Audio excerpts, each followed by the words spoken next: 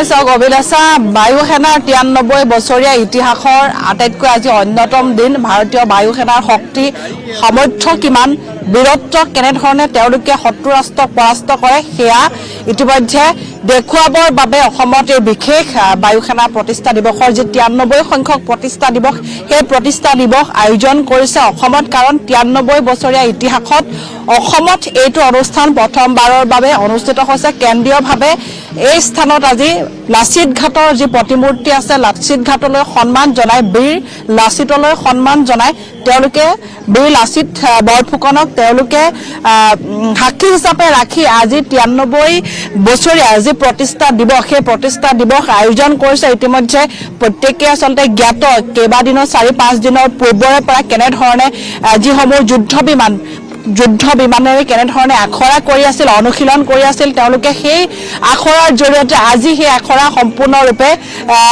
ৰাইজে দেখিবলৈ সক্ষম হ'ব ৭৫খনকৈ অধিক যুদ্ধ বিমান ইয়াত তেওঁলোকে তেওঁলোকৰ শক্তি প্ৰদৰ্শন কৰিব কাৰণ অসমৰ ইতিহাসত কোনোদিনে নোহোৱা নোপোজা ঘটনা প্ৰথমবাৰৰ বাবে আসলতে এই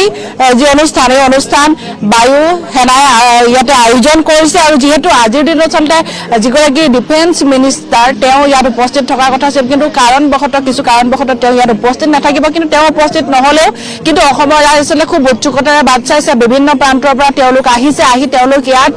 যিসকলে আসলতে এইখন যিখন খেলপথাৰ বা প্লেগ্ৰাউণ্ড আছে যেটো লাচিত বৰফুকনৰ প্ৰতিমূৰ্তি সন্মুখত সেই স্থানত বায়ু সেনাৰ সকলো লোক উপস্থিত থাকিব আৰু সমান্তৰালকৈ আপনি যদি যিসকল দৰ্শকে সেই অনুষ্ঠানটো উপভোগ কৰিব বুলি ভাবে তেওঁলোকে যিখন ব্ৰিজ আছে মাছখোৱাৰ ফালৰ পৰা আহিলে কাৰণ মাছখোৱা ফালৰ পৰা অহা বাহনসমূহ বন্ধ কৰি দিয়া হৈছে এইটো ৰোড মাছখোৱাৰ পৰা যিসমূহ বাহন আহিব সেই বাহনসমূহ তেওঁলোকে এই স্থানেৰে যেটো আমি পূৰ্বতে এইটো স্থানেৰে যাওঁ এই স্থানেৰে তেওঁলোক আহিব নোৱাৰে আৰু পুৱাৰে পৰা যান বাহন চলাচলৰ ক্ষেত্ৰতো বিশেষ নিষেধাজ্ঞা জাৰি কৰিছে বাণিজ্যিক সামগ্ৰী কঢ়িয়াই নিয়া বাহন বা অন্যান্য যিসমূহ গধুৰ বাহন এছবি পথ বা এটি পথ ডিজি পথ এমজি পথ বি বৰুৱা পথ জিএনবি পথে চলাচলত সম্পূৰ্ণৰূপে বাধা দিয়া হৈছে আৰু যিসমূহ গাড়ী ৰিক্সা অটো বা আমি ঠেলা গাড়ী সেই ঠেলা গাড়ীসমূহো তেওঁলোকে এই যেটো পইণ্ট মাছখোৱাৰ পৰা তেওঁলোকে মাননীয় মুখ্য ন্যায়াধীশৰ যেটো বাংলো আছে বাংলো পইণ্টলৈ সেই পইণ্টলৈ তেওঁলোকে আহিব নোৱাৰিব কাৰণ ৰিক্সাও আহিব নোৱাৰিব বা ঠেলা গাড়ীও আহিব নোৱাৰিব কাৰণ আৰু এটা কথা উল্লেখ কৰিব লাগিব যে ভাৰতীয় বায়ু সেনাই জাৰি বা তেওঁলোকে যিসমূহ পাছ বিতৰণ কৰিছে সেইসমূহ পাছ লৈ তেওঁলোকে এই স্থানেৰে তেওঁলোক অহা যোৱা কৰিব পাৰিব আৰু যে পাছ লোৱা সকলৰ বাবেহে বিশেষ ব্যৱস্থা কৰা হৈছে আৰু যদি কওঁ আমি খানাপাৰা ভৰলু মুখৰ ফালে যিসমূহ চিটি বাছ সেইসমূহ জিএছ পথ বা এটি পথ আঠগাঁও ফ্লাইঅভাৰেদি যাব লাগিব পাণবজাৰৰ ফালে বা পাণবজাৰৰ অবিজিৰ জৰিয়তে তেওঁলোক ঘূৰিব নোৱাৰিব পূৰ্বে কেনেধৰণে আহিলে তেওঁলোক পাণবজাৰ হৈ বা আৰবি জৰিয়তে তেওঁলোক ঘূৰি যায় কিন্তু এতিয়া আৰু সেইফালে তেওঁলোক যাব নোৱাৰিব আৰু যদি আমি কওঁ জালুকবাৰীৰ পৰা যিসমূহ গধুৰ বাহন আহে সেইসমূহ আন্তঃজিলাৰ পৰা যিসমূহ বাছ আহে এএছটিচিৰ অধীনত যিসমূহ চলা বাছসমূহ সেই বাছসমূহ মহানগৰীত প্ৰৱেশ কৰিবলৈ অনুমতি দিয়া নহয় পুৱা 7 বজাৰ পৰা বিয়লি 5 বজালৈকে আসলতে যেটো মই কথা উল্লেখ কৰিছো যেটো নীতি নিয়ম যান বাহন আৰক্ষীৰ ফালৰ পৰা সেই নীতি নিয়ম ইয়াত বান্ধি দিয়া হৈছে আৰু এই মুহূৰ্তত দেখিবলৈ পাইছে যে প্ৰত্যেকজন এয়াৰ ফৰ্চৰ সৈতে জড়িত বিষয়ববীয়া তেওঁলোক আহি ইয়াত উপস্থিত হৈছে আজি সেনা বিষয়া বায়ু সেনা বিষয়াৰ যি মুৰব্বী তেওঁ আজি উপস্থিত থাকিব সমান্তৰালকৈ ৰাজ্যপাল উপস্থিত থাকিব মুখ্যমন্ত্ৰী উপস্থিত থাকিব আৰু অসমৰ আকাশত আসলে পূৰ্বে নেদেখা যিসমূহ যুদ্ধ বিমান সেই যুদ্ধ বিমানৰ যিসমূহ তেওঁলোকৰ কলা কৌশল সেই কলা কৌশলসমূহ অসমৰ ৰাইজে দেখিব পাৰিব কাৰণ অসমৰ ইতিহাসৰ বাবে আটাইতকৈ এটা গুৰুত্বপূৰ্ণ দিন এই দিনটোতে আসলে সকলোৱে জানে যে যুদ্ধ বিমানৰ তেওঁলোকৰ যেটো যুদ্ধংদেহী ৰূপ তেওঁলোকৰ সকলোৱে জানে কাৰণ বায়ু সেনা জল সেনা স্থল সেনা প্ৰত্যেকৰে আমাৰ দেশখনৰ সৈতে তেওঁলোক দেশৰ বাবে তেওঁলোকে কি কৰিছে সেয়া সকলোৱে জানে কাৰণ তেওঁলোকৰ বাবে প্ৰত্যেকজন সেনা বিষয়াৰ ওচৰত আমি চিৰকৃতজ্ঞ যে এই কাৰণে আমি তেওঁলোকৰ বাবে হয়তো ভাল ধৰণে টোপনি মাৰিব পাৰিছো নিশা ভাল ধৰণে এসাজ খাব পাৰিছো তেওঁলোকে হয়তো যদি সীমান্তত গৈ পহৰা দি আমাৰ দেশৰ সুৰক্ষা নকৰিলেহেঁতেন হয়তো আমি এনে ধৰণে বা যেনে ধৰণে আমি জীৱন যাপন কৰিছো সেই জীৱন যাপনৰ সাধাৰণ যেটো সহজ জীৱন যাপন আমি নাপালো হয় কাৰণ সেনা যেটো বায়ু সেনা হওক বা জল সেনা স্থল সেনা সেয়া তেওঁলোকৰ যিসমূহ কষ্টত সেয়া সকলোৱে দেখিছে আৰু শেহতীয়াকৈ যদি আমি চাওঁ পেহেলগামৰ যিটো ঘটনা সেই ঘটনাৰ পাছতে আচলতে বায়ু সেনাই তেওঁলোকৰ যিটো পৰাক্ৰম সেয়া ইতিমধ্যে দেখুৱাইছে যে তেওঁলোকে কেনেধৰণে যিসমূহ সন্ত্ৰাসবাদীৰ বিৰুদ্ধে গৈ তেওঁলোকে কুইক একশ্যন লৈছিল যাৰ জৰিয়তে ভাৰতৰ প্ৰত্যেকগৰাকী লোকে আচলতে বায়ু সেনাক বাহ প্ৰশংসাৰে তেওঁলোকক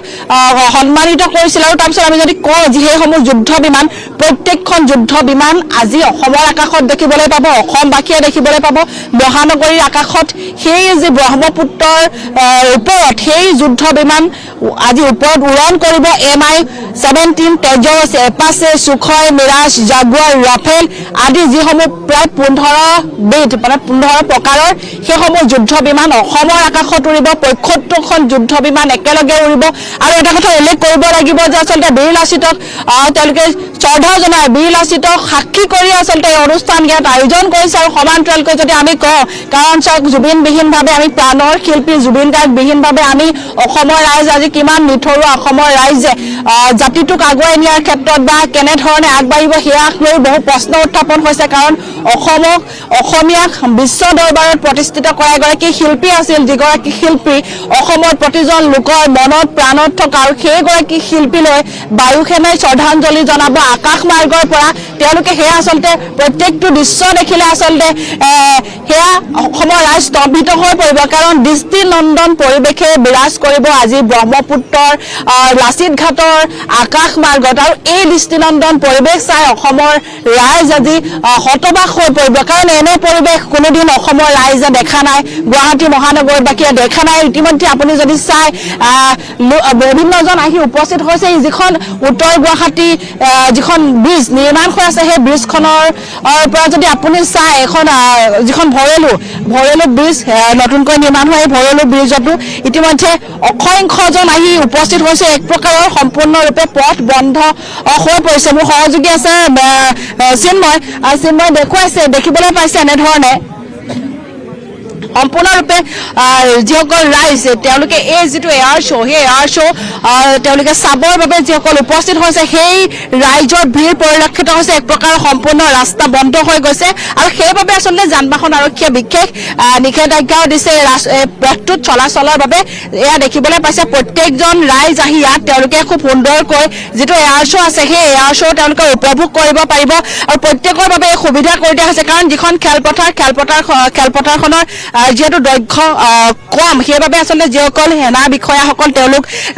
বায়ু সেনাৰ সৈতে জড়িত সেই সেনা বিষয়া বা যিসকল সদস্য তেওঁলোক ইয়াত উপস্থিত থাকিব সমান্তৰালকৈ কিছু সংখ্যক VIP বা VVIPক বিশেষ আসন দিয়া হৈছে আৰু সমান্তৰালকৈ মুখ্যমন্ত্ৰীগৰাকী বা ৰাজ্যপাল উপস্থিত থাকিব আৰু যিগৰাকী বায়ু সেনা বিষয়া মুৰব্বী তেওঁ উপস্থিত থাকিব আৰু যিসকল ৰাইজে চাবৰ বাবে তেওঁলোকক খুব সুন্দৰকৈ ধুনীয়াকৈ ব্যৱস্থা কৰি দিয়া হৈছে এয়া দেখিবলৈ পাইছে এনেধৰণে দেখুৱাইছে মোৰ সহযোগী চিন্ময় এয়া এনেধৰণে প্ৰত্যেকজন ৰাইজ ইতিমধ্যে ৰাইজে আহি ভিৰ কৰিছে সেই 12 বজাৰ লগে লগে বিশেষ শ্ব' আৰম্ভ হ'ব 75খন যুদ্ধ বিমানে তেওঁলোকৰ কলা কৌশলেৰে মনোৰঞ্জন দিব সমান্তৰালকৈ তেওঁলোকৰ শক্তি প্ৰদৰ্শন কৰিব তেওঁলোকে দেখুৱাব যে তেওঁলোকে দেশ মাতৃৰ বাবে কেনেধৰণে তেওঁলোকে নিজৰ জীৱন উৎসৰ্গা কৰি তেওঁলোকে এই ধৰণে তেওঁলোক বায়ু সেনাত যোগদান কৰি তেওঁলোকে কেনেধৰণে দেশ এখনক বচাই ৰাখিছে সেয়া অসমৰ ৰাইজে দেখিবলৈ পাব এয়া হৈছে আৰু সহযোগী চিন্ময় দেখুৱালে পৰিৱেশ আসাম টক্স আপোচবিহীন অসম কণ্ঠ